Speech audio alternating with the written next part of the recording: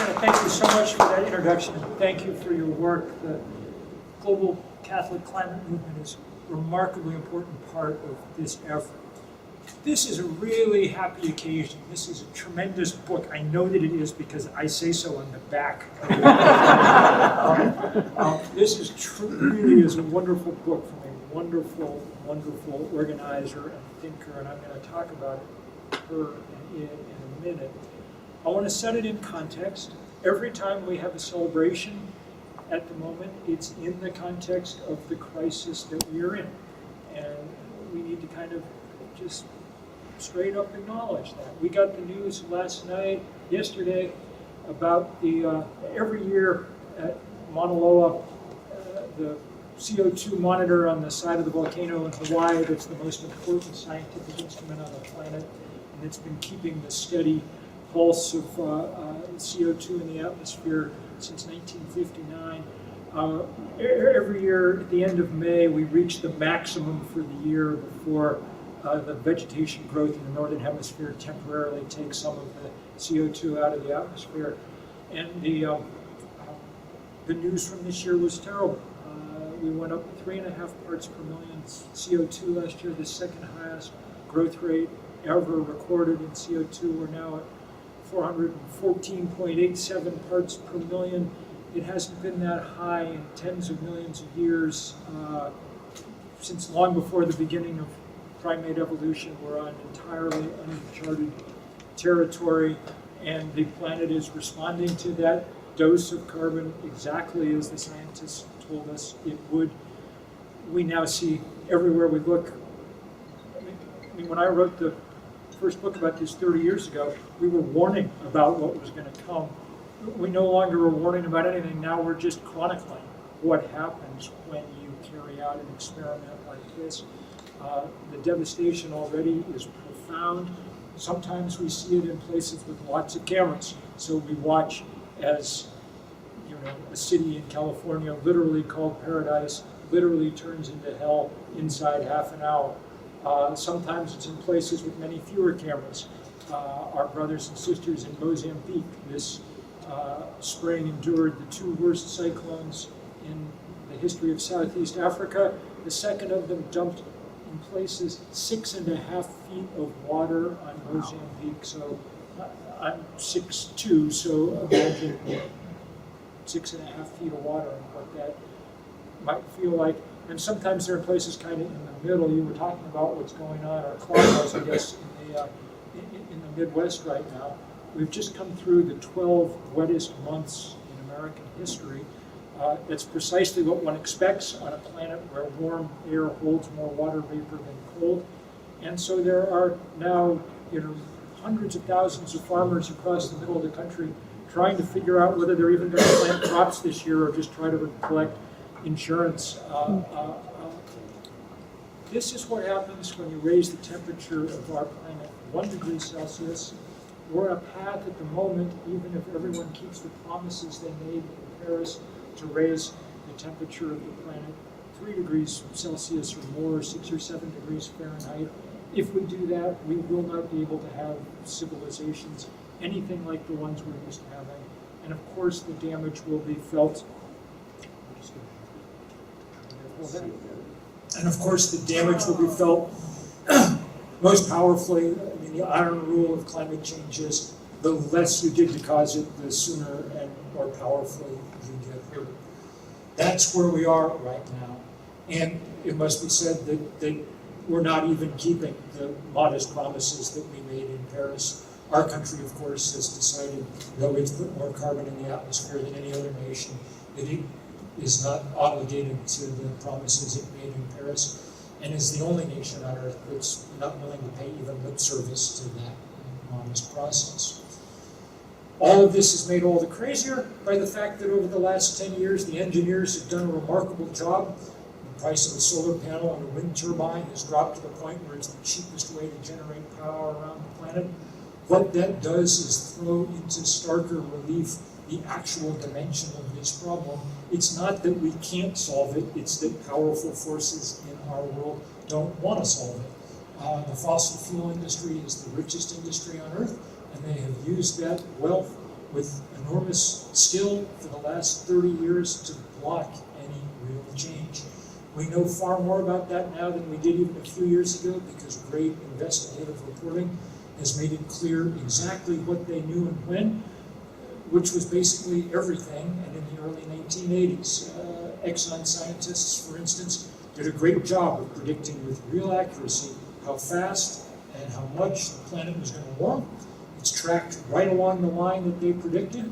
Their executives believed those scientists in the 1980s. Beginning around then, Exxon began to build every drilling rig that it built to compensate for the rise in sea level that it knew was in the offing.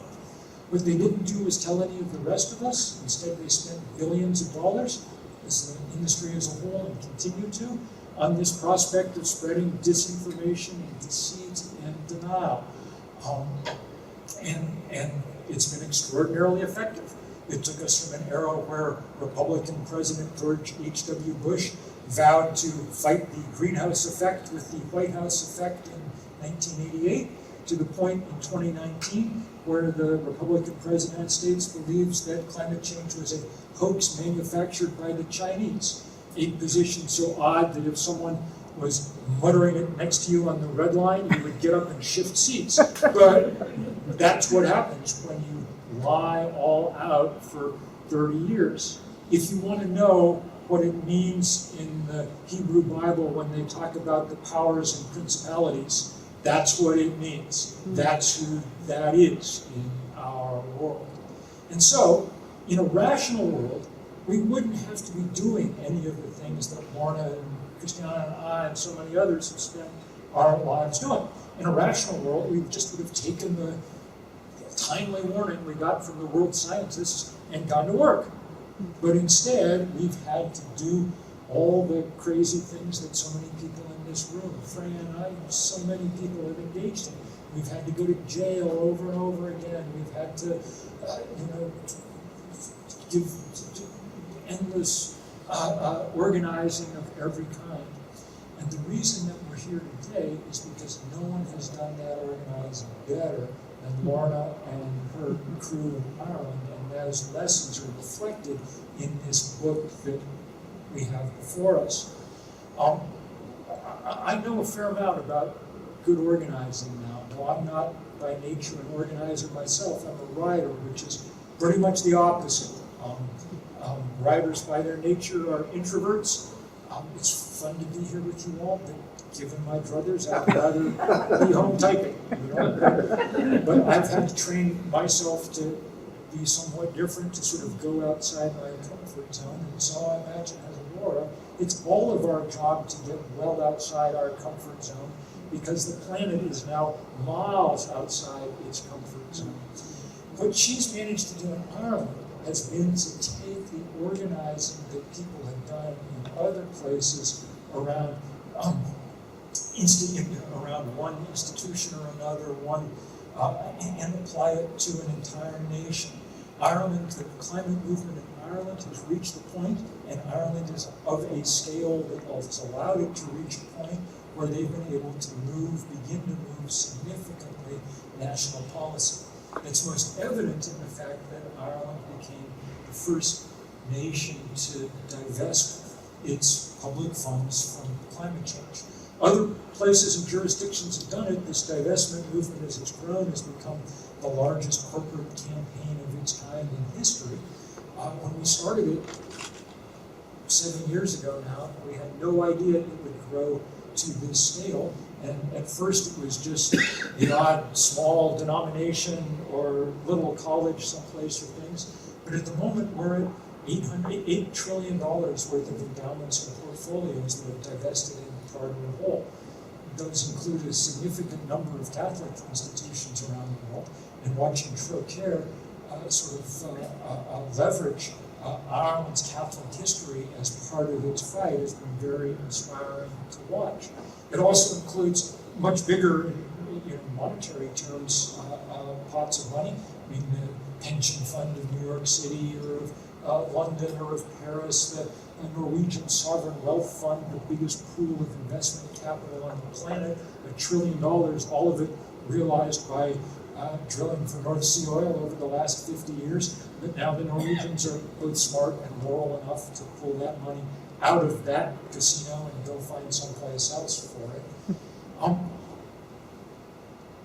Look, I'm by nature a rude guest. I was just sort of part of what I've sort of steeled myself to do over the years. So let me say here at Boston College, it's high time that BC join in this process.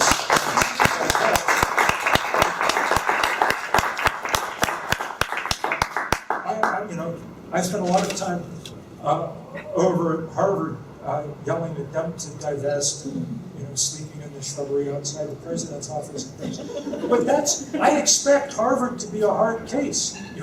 Harvard recognizes no authority above itself. All right, but theoretically, BC does. Yes, the guy's picture is on the wall in the hall directly behind me, and he wrote an entire, 400-page encyclical explaining that this was the most important thing that we could be doing on Earth.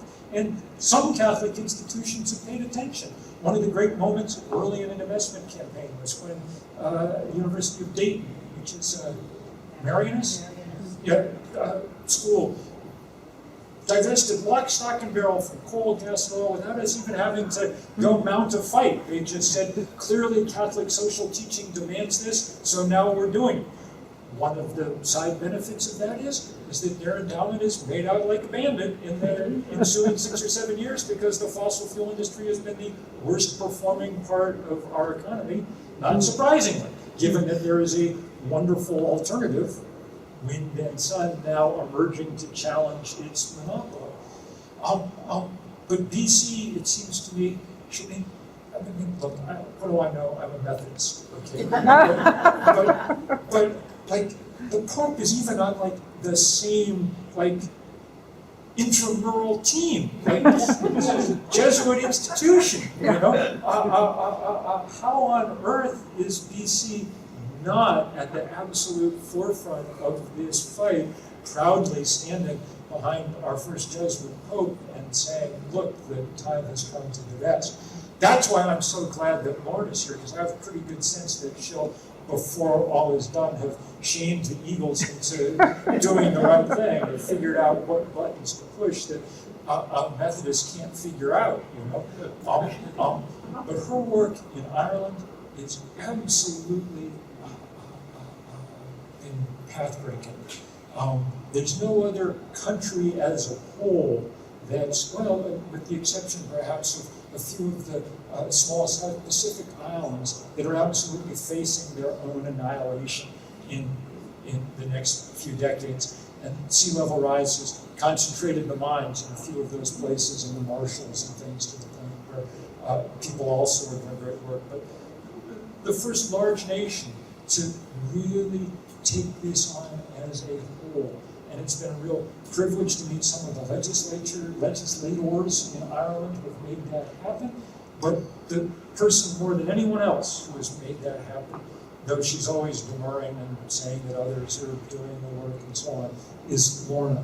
And it's just such a privilege to have you here on these shores for a little while, if for no other reason than just that we get to say thanks. So thanks very much.